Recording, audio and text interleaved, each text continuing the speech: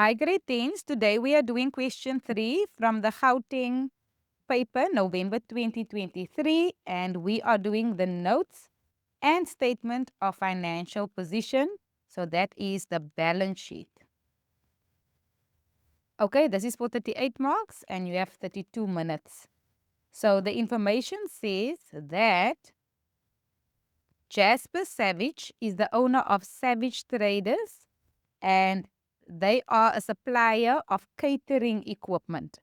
The business also services equipment, okay, at a fee for various clients, and the business uses a markup of 100% on cost price. Okay, so the markup is 100%. Okay, question 3.1 says you are required to prepare the following notes to the statement of financial position. So you must do the following notes to the balance sheet. That is, you must prepare the owner's equity note and trade and other payables. And then you have to complete the equity and liability section of the statement of financial position. So you do the equity and liability section of the balance sheet.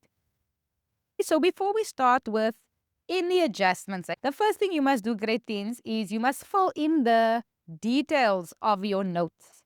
Owner's equity starts with capital at the beginning of the year. Then we have additional capital. So additional capital. Then we're going to add our net profit and we are going to subtract any drawings. Okay, and that will give us balance at the end. So drawings is a minus. Under trade and other payables, here we will have creditors control. So anything that has to do with creditors control. Then we will have our pension fund. Okay. Then we will have medical aid. That's what they filled in for us, eh? Then under trade and other payables, you have any accrued expenses that you might have. Any income received in advance. So income received in advance. Okay. Then any SARS pay as you earn. So pay must also go there. And also if a salary is left out. So here we say creditors for salary. So any salary that has been left out must go there. And then here you must just remember this is your net salary. So if there's a salary left out, not the gross salary, the net salary goes here. And then what you must also know is here by pension fund, to the pension fund, we will always add deductions and what the company or the business contributes. So deductions and what the company contributes.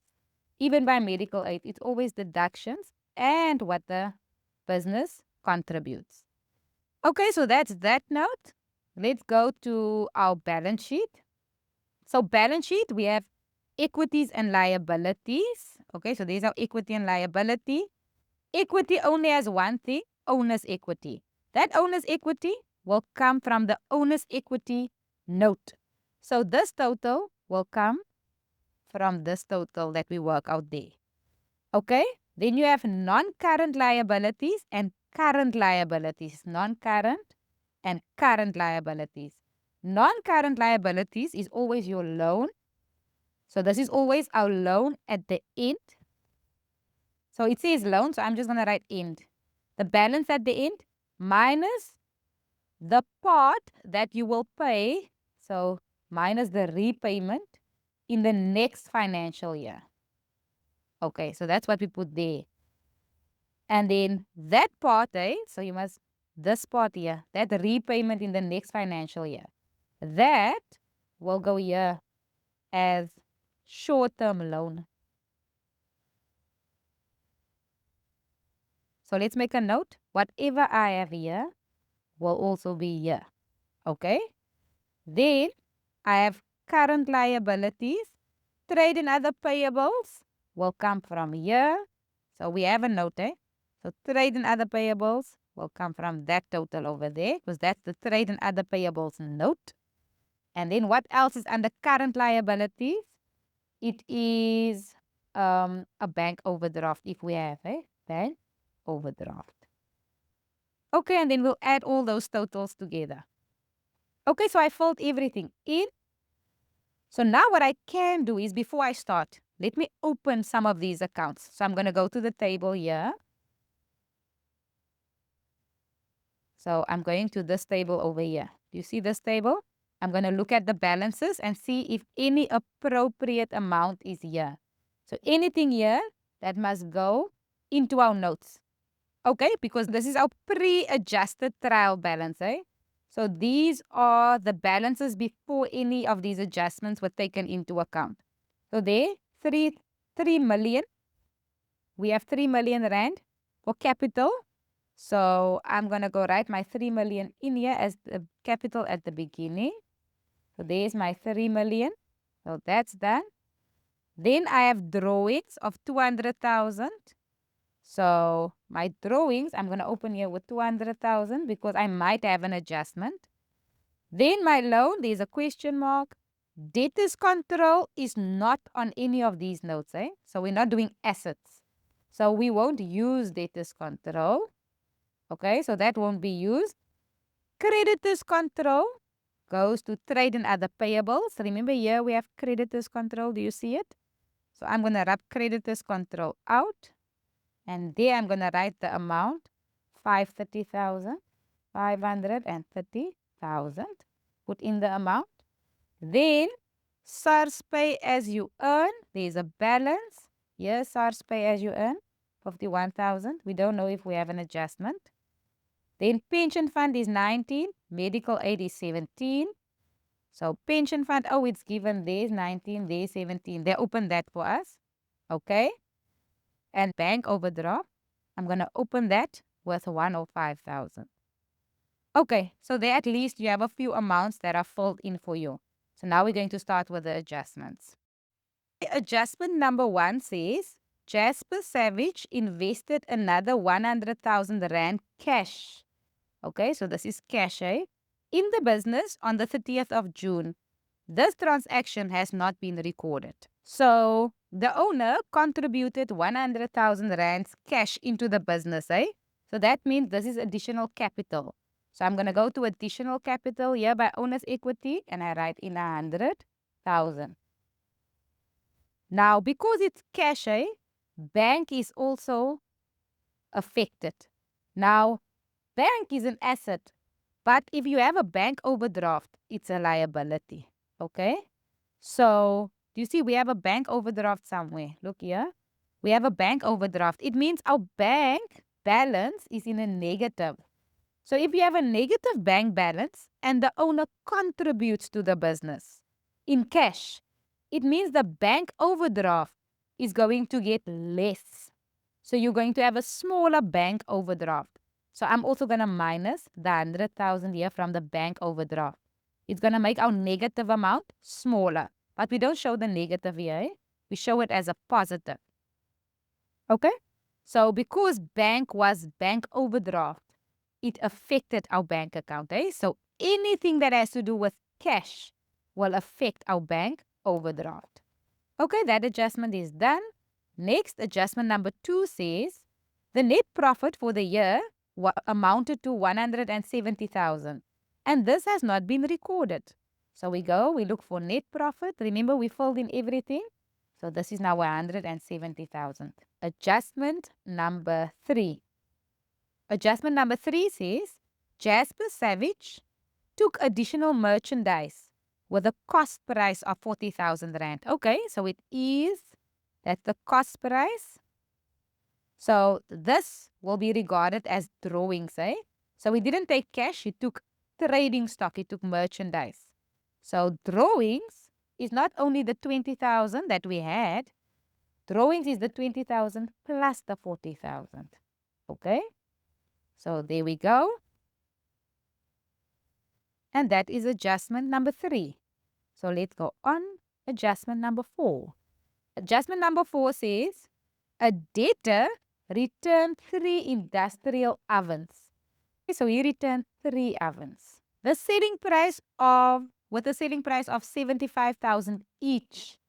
Okay, so this was the selling price. So the debtor returned the oven, but debtor's control is not involved in our notes today, eh? So that's okay.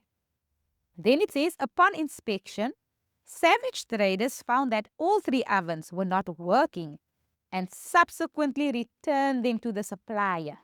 So our supplier is always our creditor. So now we're going to return goods to our creditor. Eh? We're going to return goods to our creditor, which means our creditor's control is going to become less. Okay, so when you buy from a supplier, your creditor's control becomes more. So when you give things back and you return goods, it will become less. But now, not with the selling price. It will become less with the cost price. So we need to work out the cost price of each oven. So now we need to work out what was the cost price if this was the selling price. So that's the selling price. Okay, so to work out the cost price, there's many ways to work it out, eh? So I'm going to say cost price is selling price. I'm going to multiply it by 100 over 100 plus my markup percentage, eh? So I'm going to write cost price is selling price, 75,000 times 100 over the 100 and then plus the markup. Now my markup is 100, eh? So when you do this on the calculator, you get your answer to be 37,500. So that will be the cost price of one oven. But remember, there were 3 ovens, eh? So when you multiply that, you will get your answer to be 112,500. So that's the total cost price of all 3 ovens, eh? So those ovens must be returned to the creditor, to our supplier. I'm going to go to creditor's control and I owe my creditor less. So this is going to be minus 112,500. Okay, you put it in there. Our next adjustment says baking trays costing 3,000 Rand were purchased on credit. Okay, so it was bought on credit from a supplier. So remember, supplier, creditor's control. However, they were posted as indicated below. Correct the error. Okay, so let's look at the mistake. When you buy baking trays for this business, that will be trading stock. So that's right. And our trading stock will get more. Yeah, that's right. So that's not a problem, eh?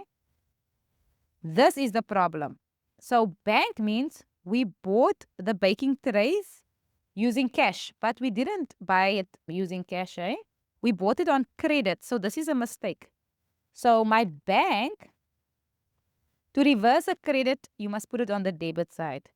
And bank, debit is a plus and credit is a minus. So if you're going to correct the mistake, you're going to add 3,000 to your bank. So my bank account will become more.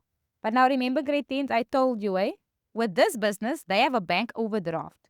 So if bank is involved, our liability section is involved here. So if we are going to receive 3,000, it means our bank overdraft is going to become less by 3,000. Okay, so our bank overdraft is decreasing. And now, instead of this being there, this bank, so we corrected that mistake, this should have been creditor's control. So it should have been creditor's control. And with creditor's control, let's wrap that out. With creditor's control, this should have been on this side. We bought it on credit, so it means we owe our creditor more. Creditor's control has a minus here and a plus by credit. So we owe them more money. So I'm going to go here and look for creditor's control by my notes. Yeah. Trade creditors is creditor's control. And here, I'm going to add another 3,000. Okay. So that's spelled over there, but it's okay. I'm going to leave it like that. Okay, our next adjustment is our loan, eh? So we are here. Okay, it says, the statement from SWYS Bank received on the 31st of July was as follows. Okay, so we have a bank, a loan balance at the beginning. Then we have repayments. That includes interest. Then we have interest charged. and then we have a balance at the end. Okay, so where must this go? So we said when we opened all these accounts, we said here where we have a loan, this is the balance at the end. So we said here in our notes, we're going to use the balance at the end and we're going to minus the repayment for the next financial year. Now look here. Do you see this repayment here? This is not for the next financial year. This was for this year. So we are not using that. So here, if you read on, it says 25% of the outstanding balance on the loan will be repaid in the next financial year. So I need this part, next financial year. So 25% of this balance will be paid in the next financial year. So 25% of 240,000. That will give you 60,000. That part will be paid in the next financial year. So what I'm going to do here is, let's wrap this out. So here, I'm now going to write balance at the end. So this is 240,000 minus the 60,000 that we're going to pay in the next financial year. And you remember, we had a little star here. We said the amount that you're minusing here is the amount that must go here by short-term loan. So I'm going to go write this in short-term loan is this. So this amount will always be the same as that amount, Okay, so that's my loan. Okay, let's go on. Next adjustment says, here we are, the statement for the telephone account was only received a few days after 31 July 2023. So our statement was received after the end of our financial year, and the amount of 6,000 will be paid in August. So we owe on our telephone account, but we are going to pay in the next financial year. So if you had to pay something, if something is due in this year and you're only paying it next year, we call that an accrued expense. So that 6,000 is an accrued expense. So I'm going to go to accrued expenses. Do you see it here? And write in 6,000. So that's accrued expense. Okay. Then one of the debtors had paid 12,000 for servicing an electrical stove. But due to load shedding, the service will only be done in August. Now, this is now also outside our financial year. But the debtor already paid. So a debtor is someone who owes us money, So this debtor paid, but the service will only happen then. So this is an income received in advance. So income received in advance is over here. Income received in advance. So there, let's open that. This is going to be 12,000. Okay, so I'm opening the bracket because I don't know if I will have any other adjustments. Our last adjustment says Savage Traders employed a new sales assistant. Okay, at the beginning of July. So that's the last month of our financial year. So this was only for 1 month, So we employed a sales assistant. The human resource or labor department had not yet processed the assistant's information and he was not paid for July.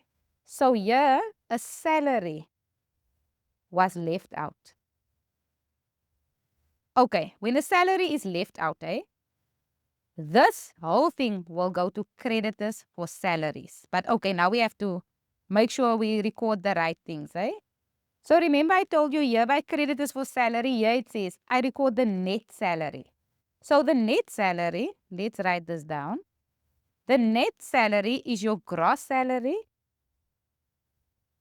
minus your pay and minus all your deductions. Okay, so let's work that out. Let's write this down. My net salary is going to be 15,000. So I get the 15,000 from there.